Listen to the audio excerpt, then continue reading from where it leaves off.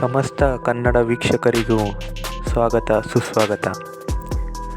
2024 July 2ರಂದು ಮಾಧ್ಯಮಗಳಿಂದ ಸುದ್ದಿ ಬರುತ್ತದೆ.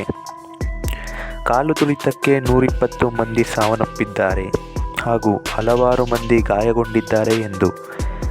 ಇದನ್ನು ಕೇಳಿದ ಹಲವಾರು ಜನರು ದುಃಖಕರ ಆಶ್ಚರ್ಯಕ್ಕೆ ಒಳಗಾಗುತ್ತಾರೆ. ಅಷ್ಟಕ್ಕೂ ಅಲ್ಲಿ ಆಗಿದ್ದೇನು ಬನ್ನಿ ತಿಳಿಯೋಣ. ಭೋಲೆ ಬಾಬಾ ಈ ಹೆಸರು ಕೇಳಿದರೆ ಸಾಕು, ಅದೆಷ್ಟೋ ಭಕ್ತರು ಕೈ ಮುಗಿಯುತ್ತಾರೆ. ಅದರಲ್ಲೂ ಉತ್ತರ ಪ್ರದೇಶದಲ್ಲಿ ಹಾಗೂ ಮಹಾರಾಷ್ಟ್ರದಲ್ಲಿ ಹಲವಾರು ಕಡೆ ಈ ಬಾಬಾಗೆ ಸಾವಿರಾರು ಬೆಂಬಲಿಗರು ಇದ್ದಾರೆ. ಸತ್ತವರನ್ನು ಬದುಕಿಸುತ್ತೀನಿ ಎಂದು ಜೈಲು ಪಾಲಾಗಿದ್ದ ಈ ಬಾಬಾ ಹೀಗೆ ಹಲವಾರು ವಿಷಯಕ್ಕೆ ಜೈಲಿನ ಕಂಬಿ ಎಣಿಸಿ ಬಂದಿದ್ದಾನೆ.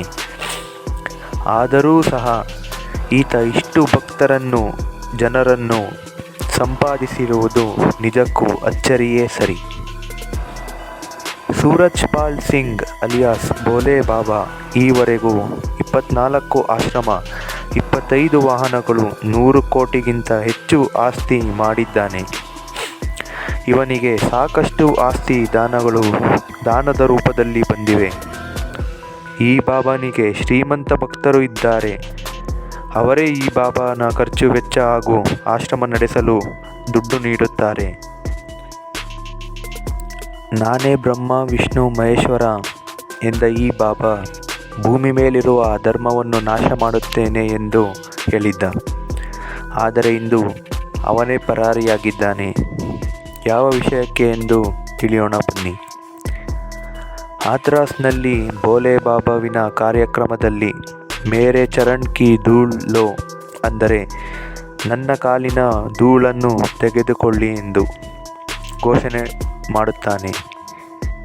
ಸಾಮಾನ್ಯವಾಗಿ ಸೇರಬೇಕಿದ್ದ ಜನರಿಗಿಂತ ಹೆಚ್ಚು ಮಂದಿ ಇದ್ದಿದ್ದರಿಂದ ಜನರು ಬಾಬಾವಿನ ಕಾಲಿನ ಧೂಳು ತೆಗೆದುಕೊಳ್ಳಲು ಮುಗಿಬೀಳುತ್ತಾರೆ. ಆಗ ಸಂಭವಿಸುವ ದುರಂತವೇ ಹಾಥ್ರಾಸ್ ಸ್ಟ್ಯಾಂಪೀಡ್ ಎಂದು ಕರೆಯಲಾಗುತ್ತದೆ. ಈ ದುರಂತದಲ್ಲಿ ಸುಮಾರು 123 ಜನರು ಸಾವನ್ನಪ್ಪುತ್ತಾರೆ. ಇದರಲ್ಲಿ ಶವಗಳನ್ನು ಕಂಡ ಪೊಲೀಸ್ ಅಧಿಕಾರಿಯೂ ಸಹ ಮಾನಸಿಕ ಹಿಂಸೆಗೆ ಒಳಗಾಗಿ ಸ್ಥಳದಲ್ಲಿ ಹೆಣಗಳ ರಾಶಿಯನ್ನು ಕಂಡು ಸಾವನ್ನಪ್ಪುತ್ತಾನೆ.